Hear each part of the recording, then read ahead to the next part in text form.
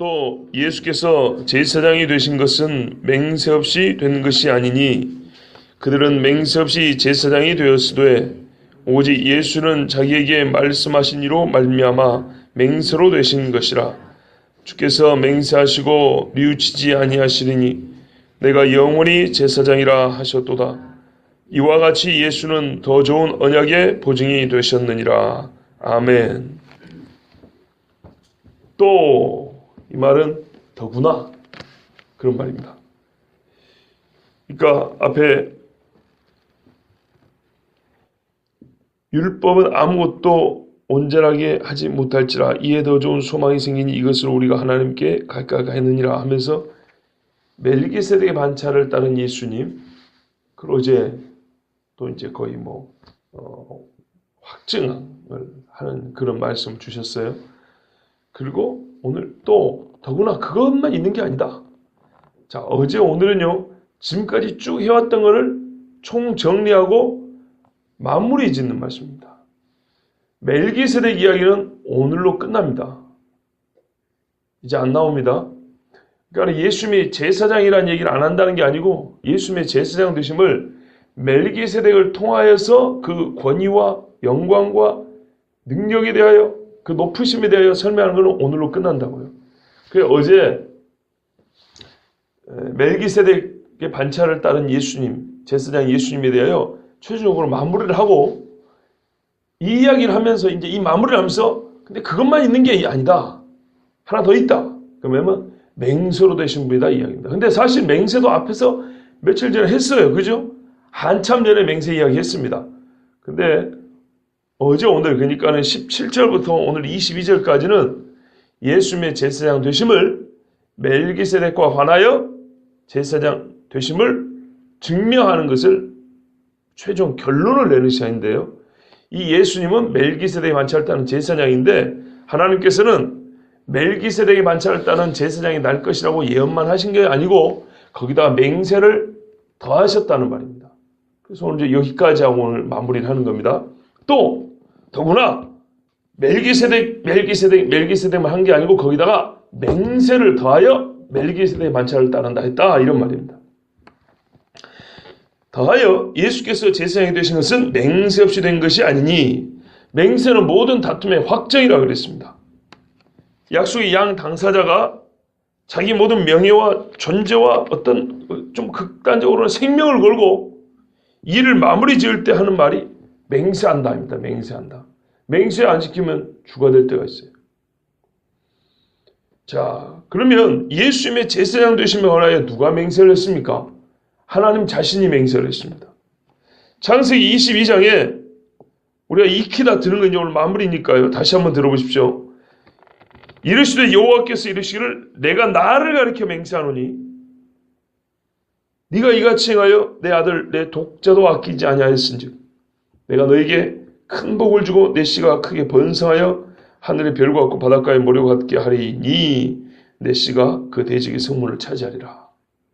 요 맹세 이야기가 처음 나왔을 때 이거는 아브라함에게 하나님 주신 12장의 약속, 15장의 약속, 17장의 약속 그게 아니라 22장의 약속이라고 했습니다. 왜냐하면 여기에 맹세가 있거든요. 기억하실 줄은 믿습니다. 거기다가 10편, 110편 4절에 가니까 하나님이 믿음의 조상 아브라함에게 약속하고 맹세하고 이제는 이스라엘의 위대한 왕에게 맹세를 해요. 여호와는 맹세하고 변하지 아니하시리라. 이르시기를 너는 멜기세덱의 서열 반차를 따라 영원한 제사장이라 하셨도다. 이것도 그냥 한 게 아니고 맹세해 주신 말씀이에요. 맹세해. 하나님이 이렇게 맹세를 하셨다면 바뀔까요? 안 바뀔까요? 절대 안 바뀐단 말입니다. 하나님의 속 안에서도 안 바뀌고 현실에서도 일은 반드시 이루어진다는 겁니다. 사람이 맹세를 해도 자기 목을 내놓고 자기 존재를 거는 것인데 하나님이 자기를 가르쳤으니까 이 맹세 안 지키면요 나 하나님 아니다 이런 말을 그랬죠. 그걸 이제 다시 한번 상기시켜 줍니다. 그죠? 예수 그리스도 대제사장 어떻게 해요? 아론의 반차가 쫓아올 수 없는 위대한 제사장 보다시피 멜기세덱의 반차를 따릅니다. 거기에다가 하나님은 맹세까지 더하여 주셨으니 이게 얼마나 확실하냐 하고 이제 멜기세덱을 통한 예수님의 제사장 직분에 대한 논증, 유대인들이 그토록 깨기 어렵고 바뀌기 어렵던 그 제일 중심에 있는 거, 요거를 변화시키는, 요거를 설득하는 그 작업을 오늘 마지막으로 하고 있습니다. 자, 그러면 어떤 사람이 이렇게 물을 수가 있어요. 하나님이 아브라함에게 맹세하셨고 다윗에게 맹세했지 언제 예수님에게 맹세했냐는 거예요. 그죠? 제사장 직분은 하나님이 임명하고 예수님이 수행하는 거잖아요. 아브라함이 무슨 제사장입니까? 다윗이 뭐 제사장입니까? 근데 그 사람들한테 맹세한 거지. 개혁은 당사자끼리 하는 건데요. 자기 아들 예수님한테, 그러니까는 성자에게 성부가 맹세를 하게 되는 거 아니냐 이 말이죠. 그렇죠. 말이 맞아요.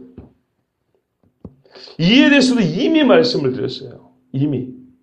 기억나실랑가 모르겠는데. 아브라함에게 맹세하실 때는 그 앞에 약속이 있는 걸 전제한다 그랬습니다. 그 앞에 약속. 그죠? 약속 때 맹세를 볼 수 있지만 또 그 안에서 쪼개면 1차의 약속이 있고 이거를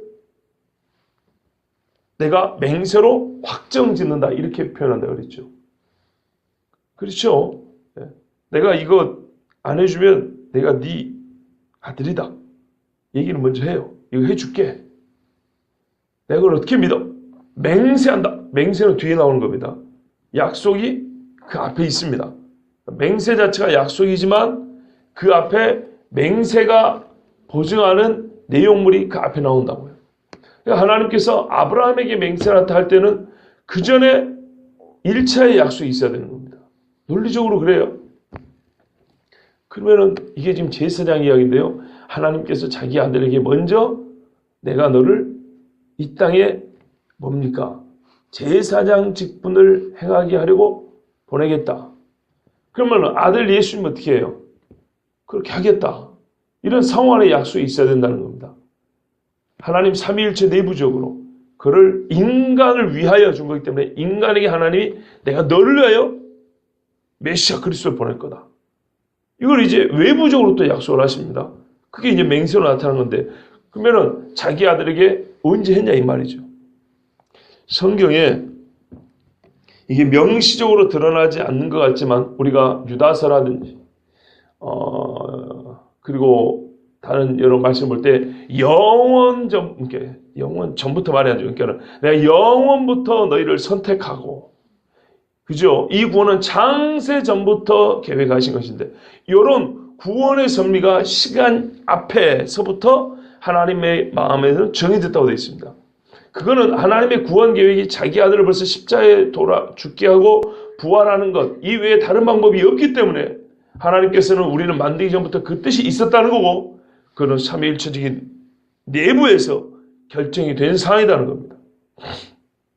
그래서 우리가 추론할 때 아하 우리를 만들기 전부터 하나님은 자기 아들을 보내가지고 우리를 구원하기로 작정하셨고 상호간에 삼위일체 하나님 상호간에 그거를 서로 약속을 하고 수용을 하셨구나. 이걸 알 수 있습니다. 예수님도 기도할 때 창세 전부터 갖고 있던 영화를 이제 내가 지금 십자가를 질 것인데 이거를 통하여 다시 회복해달라고 합니다. 그러니까 이때 오시기 전부터 그 모든 일을 성자 예수님도 알고 자기가 하나님 내부적으로는 그걸 결정하고 약속을 하고 온 것입니다. 거기에 대하여 시편에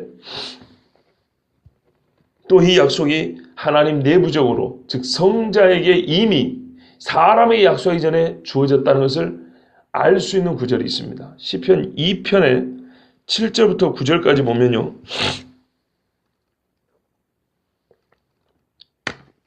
하나님께서 내부적으로 약속을 하고 이거를 다윗에게 공표한 내용이 있어요. 우리 이렇게 약속했다고. 내가 여호와의 명령을 전하노라. 여호와께서 내게 이르시되 너는 내 아들이라. 오늘 내가 너를 낳았도다. 누굽니까 이분은? 예수님 이야기죠. 그죠? 근데 아버지가 명령하시더니 말합니다. 여호와의 명령을 전하노라. 다윗을 통하여 하나님께서 명령을 이 땅에 전합니다. 무슨 명령이냐? 명령의 내용이 이런 게 있어요. 너는 내 아들이라. 오늘 내가 너를 낳았도다. 내게 구하라. 내가 이방 나라를 내 유업으로 주리니 너의 소유가 땅끝까지 이르리로다.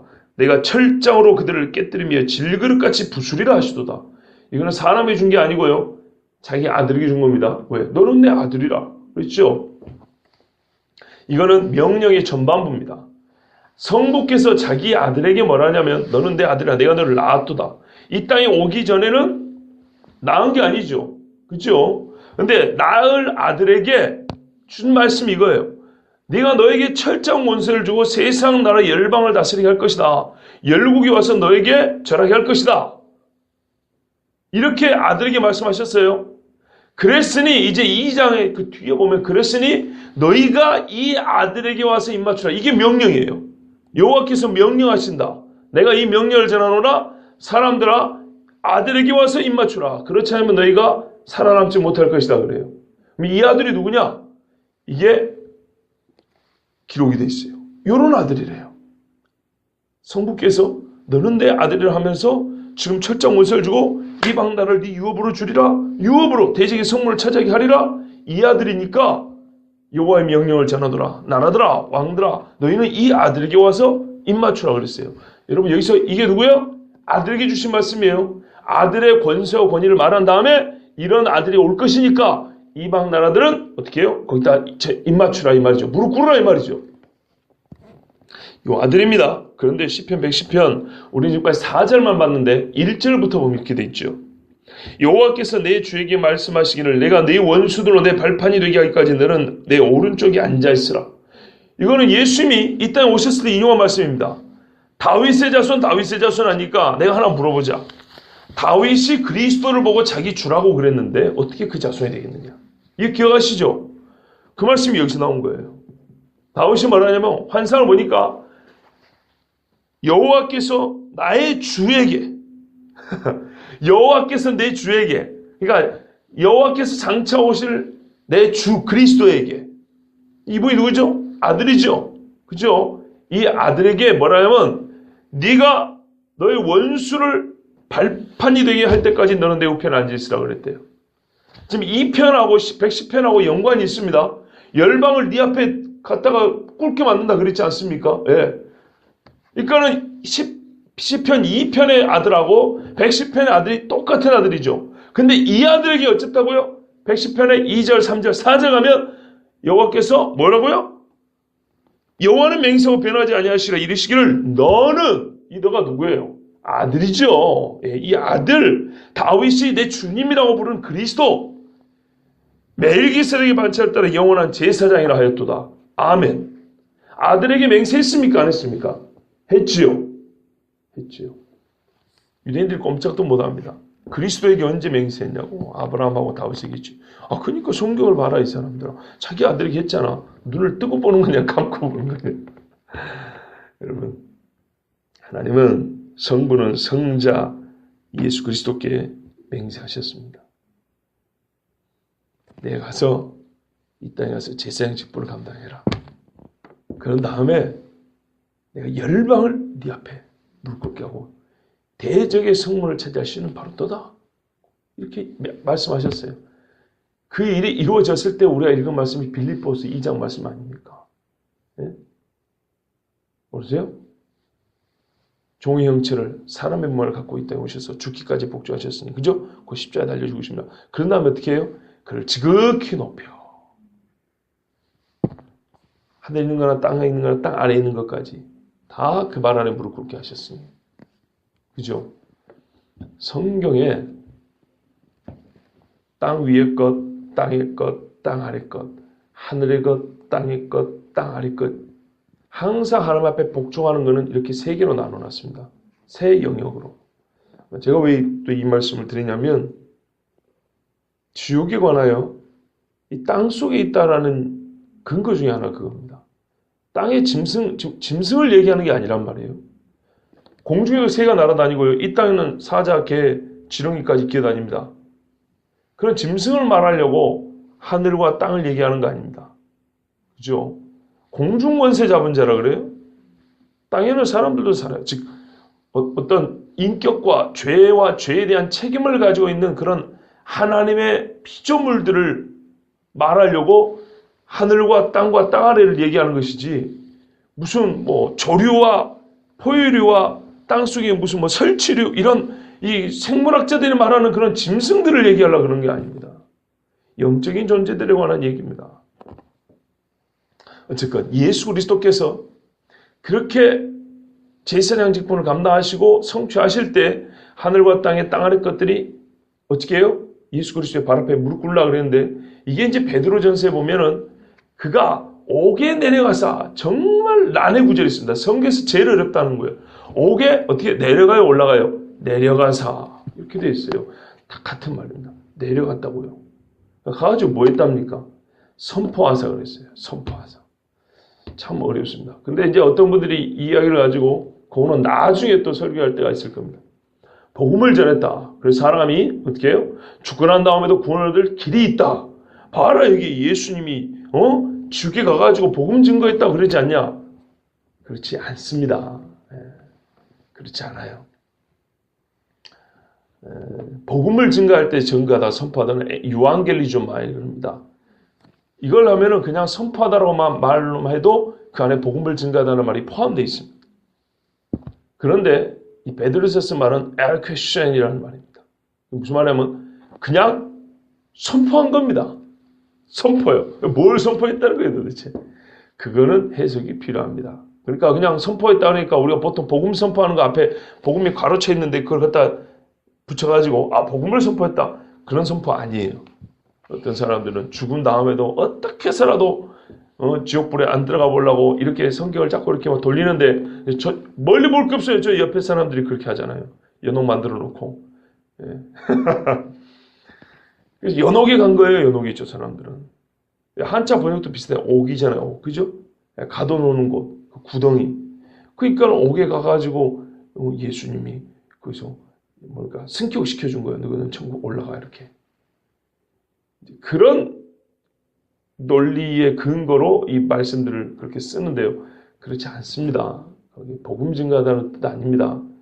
오히려 굳이 말하자면 여러분 국민 여러분 기뻐하십시오. 어떤 선수가 금메달을 땄습니다 하고 막 이런 거 있죠. 막 소리치는 거 있죠. 승리했다 막 그러고 막 깃발들고 막 이렇게 외치는 거 있죠. 표현하면 그쪽이 더 가깝습니다. 누가 일을 끝냈다는 거예요? 예수님이. 그죠? 자, 다시 본문에 돌아가면요. 그런데 어떤 사람들은 하나님께서 성자에게 하신 맹세가 오케이. 맹세하신 건 맞는데 그 시기가 예수님하고 맹세를 하신 그 시기가 승천하실 때다. 이렇게 주장하는 사람이 있어요. 저는 지금 이미 창세 전에 맹세를 한 거다. 상호 안에. 이게 성경으로도 분명하다. 그러나 끝까지 멜기세덱의 반차를 따는 제사장으로서 예수님을 믿고 싶지 않은 그런 사람들은 끝까지 물고 늘어지는데 뭐냐면 아니다. 그 맹세는 승천하실 때 된 거다. 승천하실 때. 이렇게 말하는 사람이 있어요. 왜냐하면 여러분 봐보세요. 멜기세덱이 영광스러운 왕, 즉 제사장은 제사장인데 영광과 존귀를 가지고 있는 제사장을 예표한다 그랬잖아요. 그죠? 짐승 잡는 제사장, 희생하는 제사장은 아론이 예표하고, 그죠? 멜기세덱은 제사 지냈다는 기록이 없죠. 본문상. 그래서 멜기세덱의 반차를 따른다는 이거는 언제 이루어진 거냐? 언제 약속한 거냐? 죽고 나서 승천할 때 쫙 올라가지 않냐? 이 말이죠. 올라가지 않냐? 그때 하나님이 아들에게 맹세한 것이지. 이렇게 말을 하는 사람이 있습니다. 있어요, 그런 사람. 신학자들 중에 있어요. 근데 여러분 이게 왜 말이 안 되냐? 여러분 그러면 맹세를 그때 하셨다면 예수님이 그 전에 하신 일은 뭐에 근거해서 한 겁니까? 생각해 보세요. 예수님이 이 땅에 오셔가지고 자기의 몸을 바친 것 자체에 하고 승천하고 이게 단절이 있는 거 아니죠. 연속이죠. 하나의 연속적인 사건이죠. 연속적인 제사의 직분을 수행한 거죠. 보십시오. 저 성전에서 지금 제사장들이 피 흘리고 피 바치고 있는 동안에 예수님이 겟세마네 거기 골고다에서 자기 몸에서 피를 흘렸어요. 자, 맹세가 없었다면 아론의 제사가 지금 여전히 유효하고 있는데 예수님이 피를 흘렸어요. 뭐 안에 흐른 거예요? 아무 쓸데없는 행동 아닙니까? 그죠? 우리가 지금까지 들은 이야기가 다 승천할 때서야 하나님과 성부와 성장 안에 맹세가 그때서야 맺어진 거라면, 그때서야 약속이 체결된 거라면, 그 앞에 십자가 죽으면 뭐예요, 이거는? 무슨 의미가 있어요? 아론의 제사기프 유효한 상황에서, 그러니까는, 보십시오. 맹세가 앞에 주어져야 예수님이 이 땅에 오셔가지고 사역할 때부터, 예? 아무리 못해도 십자가에 돌아가시기 직전, 십자가에 돌아가시는 그 순간부터는 제사제품이 바뀌었다고 봐야 되는데, 그쵸? 바뀌었다고 봐야 됩니다. 그러니까 휘장이 찢어졌잖아요. 그런데 이거 다 지난 다음에 승천할 때서야 멜기세덱의 반차를 따른다는 이 제사직분이 예수님하고 관계가, 이게 맹세가 맺어졌다, 이렇게 주장하는 사람인데, 그러면 예수님 헛되게 죽었네. 아론의 제사직분이 유효할 때 죽은 거잖아요. 이해가 안 되십니까? 되는 분도 있고 안 되는 분도 어쩔 수 없습니다. 예. 다시 한번 말씀드릴게요. 만일 하나님의 맹세보다 앞에 예수님이 제사장 직분을 수행한다고 그렇게 피 흘려 죽어버리셨으면 아론의 제사장 직분보다 뛰어난 이유가 없게 됩니다. 하나님의 맹세가 있기 전 인간 중 최고 제사장은 아론입니다. 그리고 아론의 자손들입니다. 그 최고 제사장들이 제사를 드리고 있는데 그저 유대 지파의 한 남자가 그냥 나서서 자기 몸 피 흘려고 죽은 것밖에 의미가 안 되는 겁니다. 그냥 죽은 거예요. 제사장의 의미가 없이 죽은 거예요. 왜? 맹세가 아직 안 주어졌는데요. 나중에 주어질 건데. 죽는 그 순간에는 맹세가 효력이 없는데요. 맹세가 안 맺어졌다 이 말입니다. 하나님께로부터 안 왔다 이 말입니다. 맹세가. 예. 예수님이 하신 일은 정리하면 예수님이 하신 모든 일은 우리 인간적인 표현하면은 성부로부터 사후추인은 없어요. 사전 승인이지. 전부 다 사전에 약속하고 승인된 일을 하신 것이지. 자기 마음대로 뭔가 의로운 일을 한 다음에 하나님 받아주세요. 이런 식은 하나도 없어요. 맹세가 먼저 주어지고 이 땅에 오셨고, 맹세가 먼저 주어지고 죽으셨고, 맹세가 먼저 주어지고 그 다음에 승천하신 겁니다. 왜냐하면 아까 시편에 읽었던 거기에 뭐가 되어 있습니까? 열국이 너희 앞에 와가지고 무릎 꿇는다 했어요. 열국을 다스리는 권세를 준다 했어요. 이거는 부활한 후에 예수님이 얻으신 겁니다. 이게 다 이전에 주어진 겁니다. 영원부터 주어진 겁니다. 여러분, 영원이란 말을 또 영어 번역에서는 아주 잘못 번역한 사람들이 많아요. 무슨 말이냐면 영원을 forever입니다. 앞으로 계속 주어진다. 이런 식으로 하는데 그 틀린 거 always, 항상이란 말이에요. 지금부터 뒤로 계속이란 말이 아니고 앞으로도 끝이 없고 뒤로도 끝이 없다는 말이 성경이 말하는 영원입니다. 우리가 지킬 능력도 마음도 없으면서 결혼할 때 영원히 살았습니다. 제가 제일 마음에 안 드는 소리 중에 하나 그거예요. 지가 영원히 살 것 같으면 내가 이해를 해요. 영원히 살지도 못할 주제 영원히 사랑하겠습니다. 그러면서 반지 끼워져요. 그거 얼마 못 가갖고 사네 못 사네 그런단 말이에요. 이게 인간이에요. 그런데 어쨌든 사람들이 가장 감격스러운 순간에 쓰는 우리의 우정을 영원히 변침하지 할 때 그 영은 언제예요? 지금부터 앞으로 계속 이런 뜻이에요. 근데 우리는 꼭 그런 식으로 성경을 해석해요. 그러니까 영원히가 언제면 어떻게 하냐? 뭐랄까요? 이 영원히 성경을 볼 때 그런 식으로 해석하니까 주어진 시점이 중요한 거죠. 그런데 성경에서 영원이란 말은 지금부터가 아니기 때문에 주어진 시점이 사실 그렇게 중요하지 않아요. 언제 주어졌든 간에 이거는 앞뒤로 끝이 없다는 얘기니까. 이해되시죠? 예. 예수님이 지금 오셨어요. 2000년 전에. 그러나 예수님이 2000년 전에 오신 거는 우리의 역사 속에서 2000년 전에 오신 거지만 하나님 안에서는 어떻게 되냐? 이 오실 것이 앞으로 끝이 없는 그때 정해진 거라 이 말입니다. 그리고 뒤로도 끝이 없어요. 우리를 위한 구원 계획은 앞뒤로 끝이 없는 하나님의 이 섭리 속에 들어있는 거라 이 말이에요.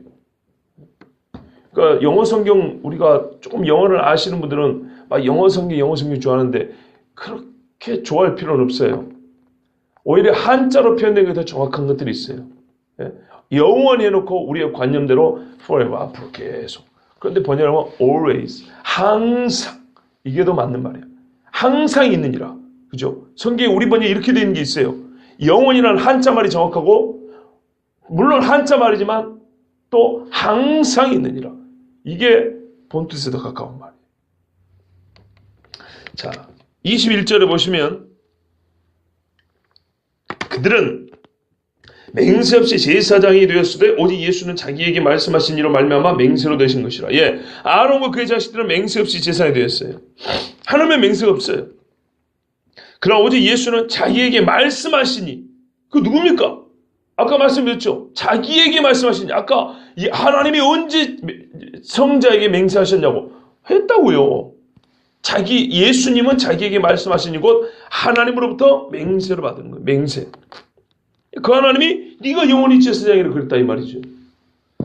근데 한 가지 의문스러운 점이 뭐냐면 21절에 전체 괄호는 묶어져 있죠, 여러분. 괄호는 묶어져 있단 말은 어떤 사본에 없음 내지는 차라리 빼도 괜찮다 이런 뜻인데요. 우리 한국 성경에 유독 괄호가 많다는 거 아시죠? 매우 잘못된 겁니다. 매우 잘못됐다고요. 마치 없어도 그만인 것처럼 그런 느낌을 줘요. 그렇지 않아요. 이건 반드시 필요합니다. 여러분, 말도 이어진 거 봐보세요. 22절에 이와 같이 그랬어요. 이와 같이 하면 앞에 뭐가 있어야 됩니다. 그쵸? 앞에 있었는데 19절부터 바로 연결되면, 20절부터 연결되면 또 예수께서 제사장이 되신 것은 맹세 없이 된 것이 아니니 이와 같이 예수는, 이래도 말이 안 되는 건 아니에요. 앞에 멜기세덱 반차를 따른다. 그 다음에 맹세도 했다. 자, 맹세 없이 된 게 아니다. 맹세로 됐다. 자, 이와 같이 예수님은 더 좋은 소망의 언약의 보증이, 이래도 말이 안 되는 건 아닌데 21절에 들어가니까 훨씬 더 탄탄해지잖아요. 그리고 성경은 강조하여 반복하는 것을 아끼지 않습니다. 상당히 많이 강조하고 상당히 많이 반복합니다. 반복이 무지하게 많아요. 우리가 이미 읽은 것만 해도 반복된 말씀이 참 많아요. 그만큼 안 바뀐다는 뜻으로 받아들이면 됩니다. 사람이 반복해도 안 되면 훈련할 때 또 반복하고 또 반복하는 것처럼 그만큼 유대인들이 이 부분은 받아들이기 어려웠다는 거고, 그래서 반복을 많이 한 겁니다. 이상하지 않습니다. 이와 같이 받아들이려면 21절이 있어야 훨씬 더 어울립니다. 그리고 끝에 가서 또 하나 문제가 있습니다. 네가 영원히 제사장이라 하셨도다.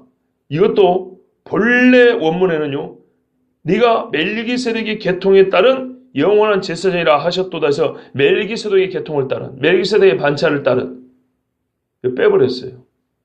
뭐 또 어떤 사람은 아니 앞에서 많이 말했으니까 굳이 그거 안 썼다고 해서 별 문제는 없지 않냐, 이럴 수 있어요. 뭐 그럴 수도 있어요. 뭐 그러면은 예수님이 하나님의 아들이 분명하니까 사복음서에서 처음 나올 때만 하나님의 아들 예수 쓰고 뒤에는 다 빼버리죠. 그래도 되겠네요. 뭐 똑같은 말을 그렇게 반복합니까? 그러지 않습니까? 그리고 구약성에 보면 제일 많이 나오는 문구가 뭐냐면 여호와께서 가라사대, 여호와께서 말씀하여 이르시는데, 그건 뭐 그렇게 복잡하게 할 거 있습니까? 에스겔에 가면 무지하게 많이 나오는데요. 선지자들이 말할 때마다 왜 내 말이 아니라는 걸 말하는 거예요. 아니 선지자야, 원래 선지자는 자기 말을 하는 게 아니고 하나님 말씀하는 줄 아니까 그냥 그 말씀 그만하고 한 번만 하고 넘어갑시다. 그래요? 바이오메르 야훼, 여호와께서 그리고 말씀하셨다. 이걸 빼버려요. 빼고 너희는 말이야 성벽에 올라 성전을 재건하고 막 이렇게 해버려요. 그건 자기 말이지. 똑같은 말 듣기 싫으니까 그냥 빼자고요. 말이 안 되죠. 구약에서 여호와께서 가라사대 빼고 한번 말해보세요. 얼마나 웃기게 돼버리는지. 자동적으로 사람이 하나님 돼버립니다. 성경은 그런 게 아니에요. 괄호 풀어야 되고요. 맨 밑에 네가 영원히 제사장이라 하셨다. 이것도 네가 멜기세덱의 반차를 따른 영원한 제사장이라, 멜기세덱 반차를 따른 이거 넣어야 됩니다. 이렇게 여러분 별것 아닌 것 같아도 하나씩 뺍니다. 마귀는 어제 그랬죠. 자기 손을 다 보여주지 않는다고요. 성경을, 이것들이 얼마나 웃기냐면요. 제사 제도가 변형됐다 그랬더니 성경을 변형시키고 있어요. 이것들이. 성경을 바꿔치기 해요. 우리나라 성경에 여러분 없음 내지는 가로친 것들 그거 모아보면 어지간한 그 66권 중에 한 권 성경이 됩니다. 몇십 장 분량입니다. 이 빌어먹을 마귀 새끼가 하나님의 사람들에게서 하나님의 말씀을 빼버렸어요. 절대로 따라하면 안 됩니다. 없음이 얼마나 많은지 압니까? 근데 원래 다 있습니다. 있어요.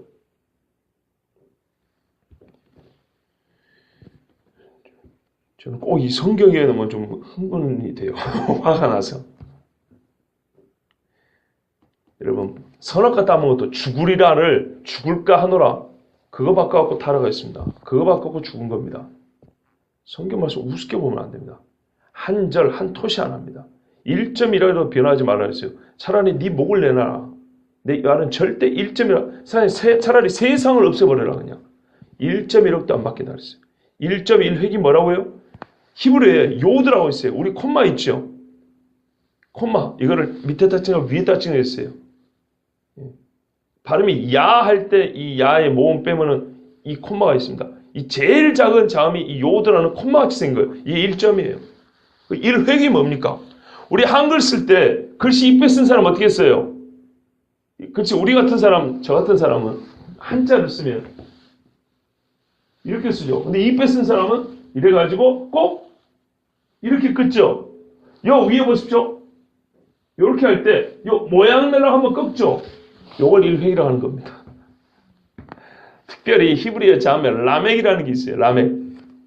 어떻게 쓰냐면요. 이래가지고 이렇게 쓰는 겁니다. 근데 위에 한번 이렇게 살짝 돌려갖고 이렇게 하고 이렇게 내려요. 요거, 요 모양 내려고 내는 요 정도 요 차이입니다. 요 차이 하나가 글씨를 다르게 만듭니다. 그것도 하나님이 못 바꾸겠어요. 근데 뭐예요? 멜기세덱 반차를 따르는 거 그거 많이 나왔으니까 빼자고요. 이거는 사망 신고를 하고 싶다는 얘기입니다. 하나님 앞에. 더하거나 빼지 마라. 그죠? 더하면 더한 대로, 빼면 뺀 대로 그대로 심판한다 그랬어요. 자, 우리 예수님은요. 하나님께서 맹세하셔가지고 멜기세덱의 반차를 따는 영원한 제사장이 되게 하셨어요. 믿으시죠? 예, 믿습니다. 이와 같이 예수는 더 좋은 언약의 보증이 되셨느니라. 이와 같이 아론은 맹세 없이 그리스도는 맹세가 있게 예수님께서는 더 좋은 언약의 보증이 되셨습니다. 자, 더 좋은 언약은 우리가 다 아는 복음입니다. 예, 이 새벽에 뭐 이거를 다 말씀드리진 않아도 우리가 신앙생활하면서 처음 듣는 이야기가 바로 이 더 좋은 언약이기 때문에 이것에 대해서는 길게 말씀하지 않겠습니다. 다 압니다.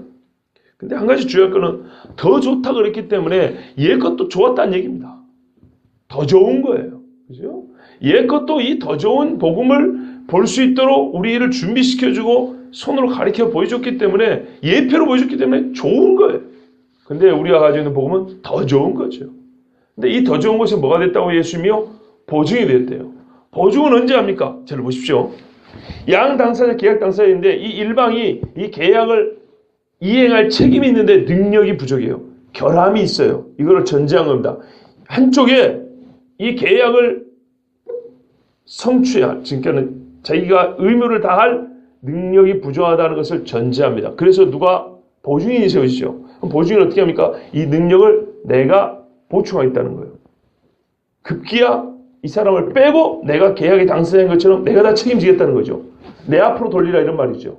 그게 보증입니다. 여러분 예수님께서 이 땅에 오셔서 하신 일을 봐보십시오. 하나님 앞에서 인간은 의로워야 할 책임이 있습니다. 의무가 있습니다. 그렇지 않습니까? 그런데 우리가 타락을 했습니다. 제 아무리 애를 쓰고 노력하고 별의별 짓을 다 해도 하나님 앞에서 너는 행위 완전하게 의로워하는데 이 두 당사자의 약속은 뭐냐면 너는 내 앞에서 의로워야 된다는 거예요. 하나님이 형상을 만들었으니까. 내 아들과 딸로 살아는 거예요. 누가 그렇게 하냐면 누가. 그에 대해서 사망의 책임을 져야 됩니다. 그때 예수님이 나서준 겁니다. 내가 보증이요. 예수님이 죄를 진 게 아니에요. 죄를 우리가 졌는데 죄 지은 우리가 책임져야 할 거 예수님이 보증했고 네 나와. 아버지 나에게 그 책임을 물으십시오. 나한테 빚을 갚으라 하십시오. 그 내가 갚겠습니다 이 말이에요. 이래서 보증인 거예요. 그죠? 네. 그러니까 예수 그리스도 본인이 더 좋은 언약이시면서 그 언약의 보증이에요. 어떻게 갚으셨어요? 자기 피로 갚으셨어요. 그래서 예수님을 이렇게 말하지 않습니까? 여러분 예수님이 6월절 어린 양이죠. 그리고 자기가 제사장이죠. 이 구분이 필요하고 이걸 함께하는 게 중요합니다. 제사장 예수를 할 때는 아론 반차를 아니고 아론이 말한 그 희생 제사를 드리는 제사장, 영광을 받는 제사장, 왕제사장, 이거를 두 층 위의 제사장을 알기 위해서는 아론도 예표로 알아야 되고 멜기세덱도 알아야 됩니다. 동시에 예수님은 또 제사장일 뿐만 아니라 자기가 희생 제물입니다. 유월절 양입니다. 그렇죠? 이걸 알아야 됩니다. 본래 자기 생명을 내라는 건 누구예요? 우리 인간입니다. 인간. 말하자면 내가 죽어야 되는 거예요. 내가 양이 돼야 되는 거죠. 그런데 이 더러운 피 갖고는 내 죄를 살 수가 없어요. 순결한 피가 필요합니다. 그런데 예수님은 그 양으로서 자기가 책임을 지는 거예요. 그렇죠? 희생되는 거예요. 요 사명을 감당한 것이 바로 아론입니다, 여러분. 이제 이게 뭐냐면 옛 언약에서는 보증인이 아론입니다. 왜냐하면 백성의 죄를 가지고 아론이 성소에 들어갑니다. 그렇지 않습니까? 백성이 짐승의 피를 잡은 다음에 이 희생제물이 필요한데 이걸 잡아줘 자기가 들고 하나님 제 죄값입니다. 그러고 들어가는 게 아니고 아론이 들어간다고요. 말하자면 아론이 보증인의 역할을 한 겁니다. 저 사람은 저기 있고 내가 이 피를 갖고 왔으니까 주여 연락하옵소서 이리 가는 겁니다. 이해되시죠? 그래서 아론도 무시하면 안 돼요. 예수님이 보증이 된 겁니다. 근데 양의 피 아니고 자기 피를 흘려와서 하나님 제가 피값을 가져왔습니다. 이거 받으십시오. 이렇게 예수님이 보증이 된 겁니다. 자, 이 보증인의 사명을 잘 감당한 사람, 예표가 구약에 한 사람 있고 신약에 한 사람 있습니다. 정말 얼마나 저는 이 말씀 때 진짜 눈물이 나는데요. 지금 시간이 가서 세밀하게 이 은혜를 나누지 못한 게 참 아쉬울 뿐입니다.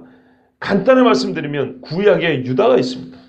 유다가 자기가 며느리를 죽이라고 하고 큰 죄를 지었죠. 근데 자기 죄인 걸 드러났죠. 그리고 그는 나보다 옳도다 하면서 돌아온 다음에 나중에 베냐민을 위하여 보증이 됩니다.